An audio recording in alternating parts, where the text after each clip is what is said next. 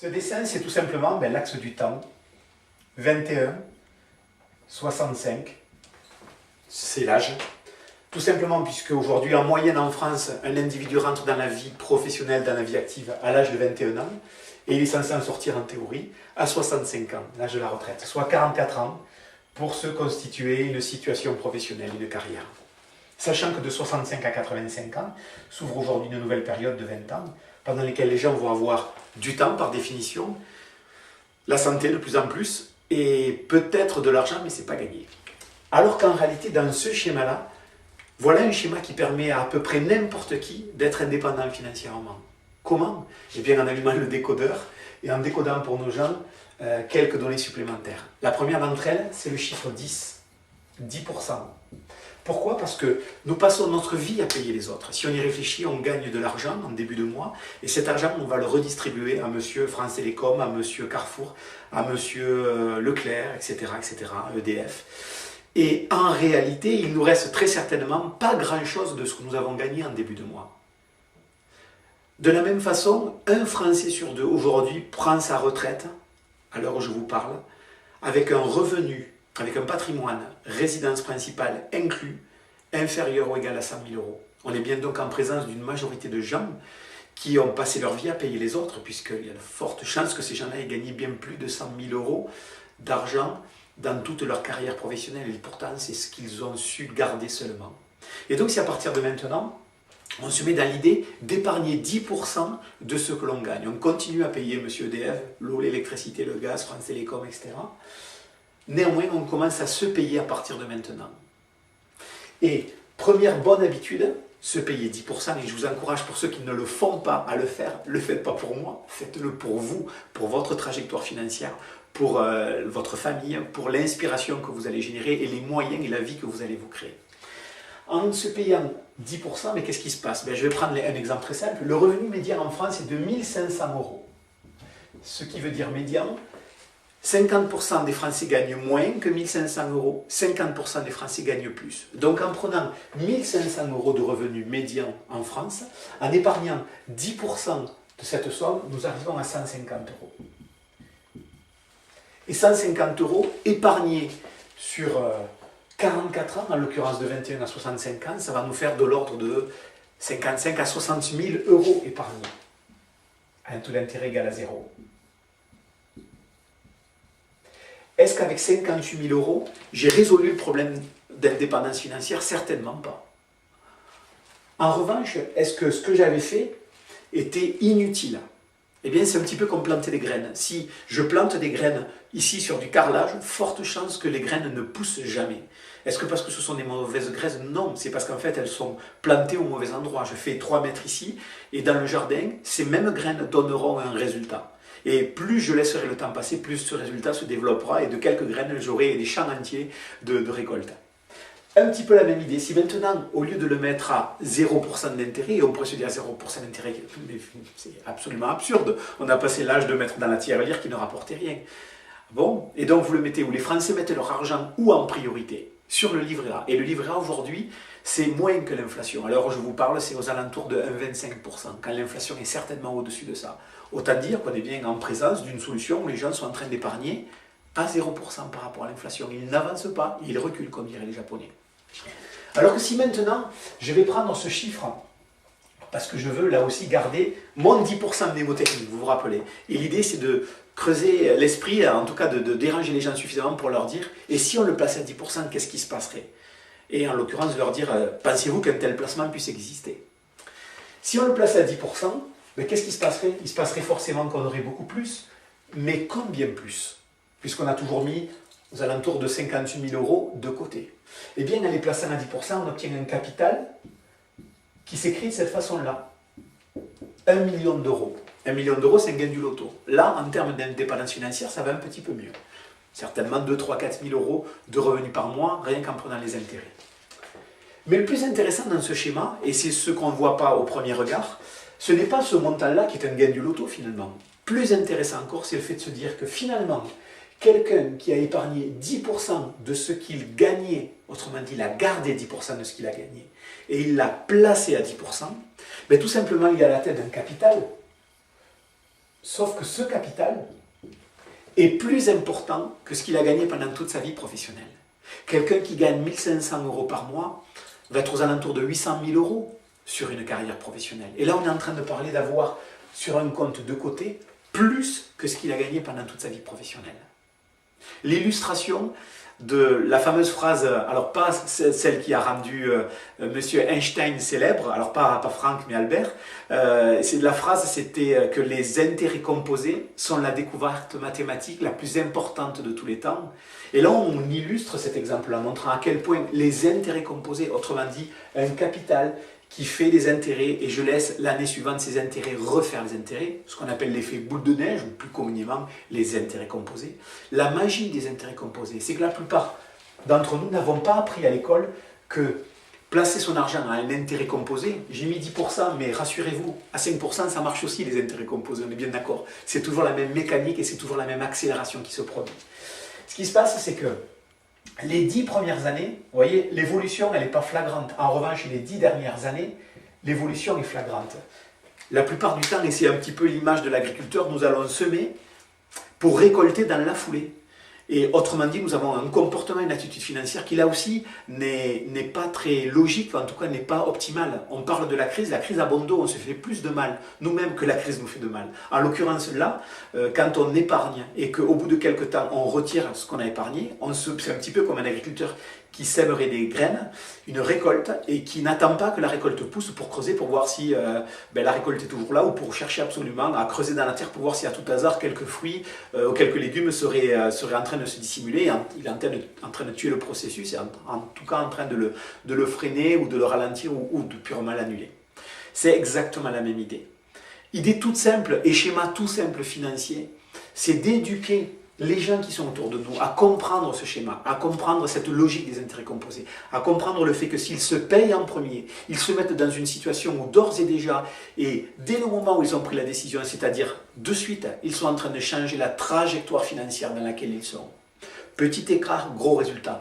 En réalité, ce qui est magique, c'est que si maintenant j'indexe mon taux d'épargne de 2%, autrement dit, si je m'amuse maintenant non plus à épargner 150 € de manière linéaire, mais 150 € qui seront réévalués, réindexés de l'inflation tous les ans, autrement dit 150 € cette année, puis 150 € plus 2% de 150 €, c'est-à-dire à peu près 153 €. Il est évident que d'une certaine façon, je ne vois pas la différence, c'est 3 € de plus ou de moins sur le compte, une forte chance que je ne les sente pas vraiment passer. En revanche, ces 2% d'indexation au fil des ans vont être relativement indolores. Le capital, à l'arrivée, lui est bien plus important, puisqu'on parle ici de 50% d'augmentation. Petit effort, gros résultat. Donc, leçon numéro 1, c'est de dire aux gens, prenez votre avenir financier en main, apprenez à vous payer. Et deuxième idée, apprenez à vous revaloriser.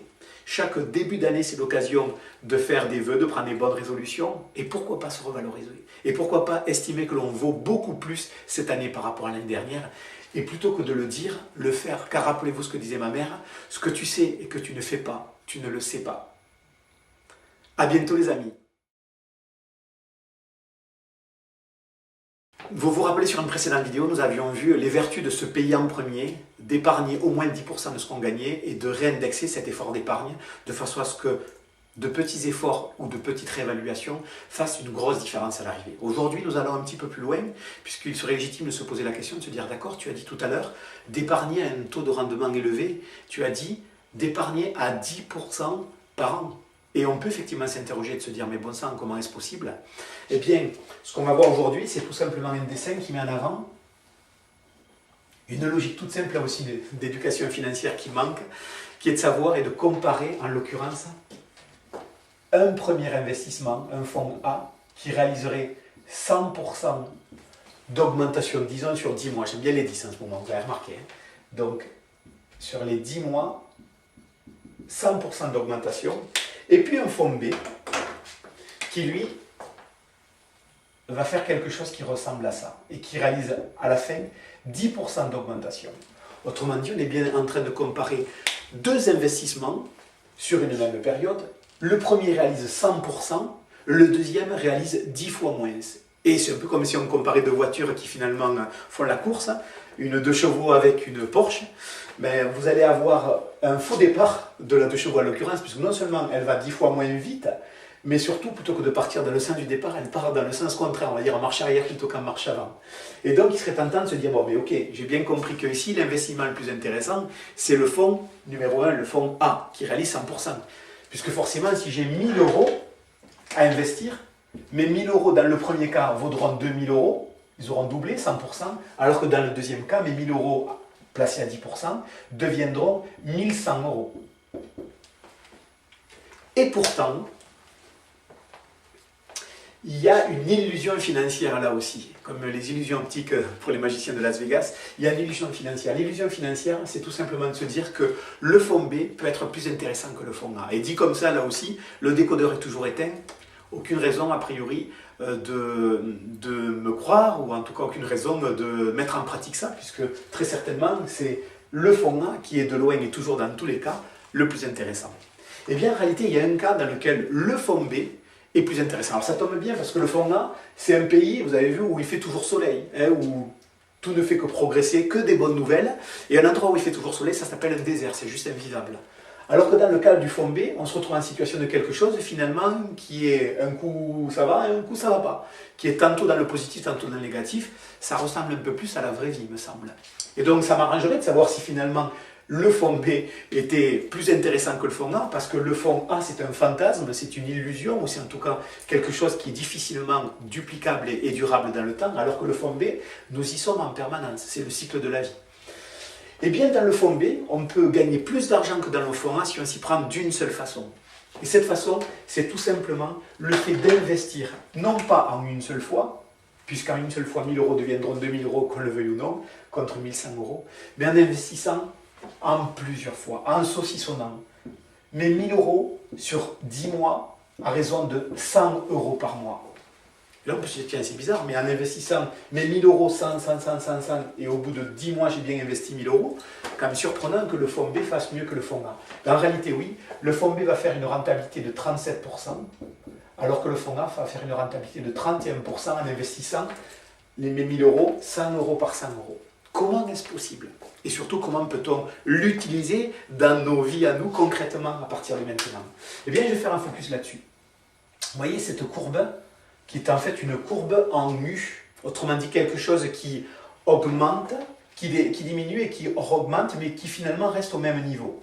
Eh bien, si je pars du principe que j'investis dans un fonds qui vaut 100, puis qui tombe à 50 et qui remonte à 100, eh bien, qu'est-ce qui se passe? Il se passe que dans le premier cas, en versant 100 euros par mois, j'achète une part de ce fonds. On est bien d'accord. De la même façon, en versant le second mois 100 euros, le fonds vaut 50 euros. J'achète 2 parts de ce fonds. Puis en reversant 100 euros, alors que le fonds est revenu à 100 euros, j'achète toujours une part de ce fonds. J'ai donc investi 300 euros sur 3 mois. J'ai donc acheté 1, 2, 3, 4 parts qui valent 100 euros chacune. J'ai donc 400 euros alors que j'ai investi 300 euros. J'ai donc une plus-value de 33%. Alors que le fonds n'a jamais gagné d'argent. Le fonds a commencé à 100, il est descendu à 50 dans mon exemple et est revenu à 100. Autrement dit, là où un fonds n'était jamais positif, et on était même plutôt dans une mauvaise nouvelle, on est en train de transformer cette mauvaise nouvelle en plus-value, puisqu'en l'occurrence, le fonds revenant simplement au point de départ, on est déjà à plus 33. La bonne nouvelle, c'est que plus cette durée qui est finalement un peu assimilable à une crise, des mauvaises nouvelles, des fonds qui sont plutôt en dessous de leur point d'entrée, finalement ce qu'on ne recherche pas, on recherche nous quelque chose qui prend de la valeur systématiquement. Mais là, par ce biais-là, on peut aller chercher quelque chose qui est en dessous de la valeur d'achat.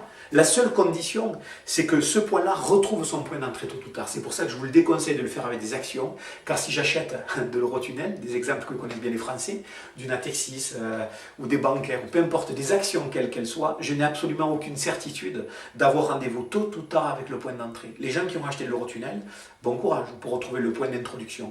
Ça va être compliqué, ça va peut-être prendre des générations et je pense qu'on aura perdu beaucoup de gens d'ici là. Et donc, je déconseille de faire cette stratégie-là avec des actions en direct, car pour moi, c'est trop risqué et on n'a absolument pas aucune garantie de retrouver ne serait-ce que le point d'entrée. En revanche, lorsqu'on va chercher des fonds, des SICA, des fonds communs de placement, déjà beaucoup plus simple, puisqu'on n'est pas sur une valeur, on est sur des dizaines de valeurs. Et de ce fait, systématiquement, tous ces fonds-là ont tôt ou tard rendez-vous avec leur point d'entrée. Et j'ai presque envie de dire que plus longtemps ça met, plus tard ça met, presque meilleur c'est, dans le sens où plus on aura acheté longtemps des valeurs au rabais, à la baisse, comme je viens de le montrer là. Et si je vous l'ai montré sur 3 mois, mais si en réalité je faisais ce schéma sur 4 mois, autrement dit, un premier mois 100, un deuxième mois 50 de valeur, un troisième mois à nouveau à 50 et un quatrième mois à 100, donc un U qui dure un peu plus longtemps avec 2 mois en bas, mais je me retrouverai non pas à 33% de plus-value, mais à 40% de plus-value. L'illustration que dans ce cas-là, plus ça dure longtemps, plus en théorie c'est une mauvaise nouvelle, plus en réalité c'est une bonne nouvelle déguisée. Voilà, j'espère que vous saurez passer en application cet outil et que surtout vous le ferez vôtre et que vous changerez votre trajectoire financière, entre autres avec cette merveilleuse possibilité. Je vous dis à bientôt, je vous souhaite de bonnes aventures financières, en tout cas de prendre en main votre avenir financier en 2014, car c'est vraiment ce dont on a besoin, de nous rejoindre et de faire partie de ceux qui sont en train de changer les choses à leur propre niveau. Rendez-vous au sommet les amis, que la force soit avec vous. Au revoir.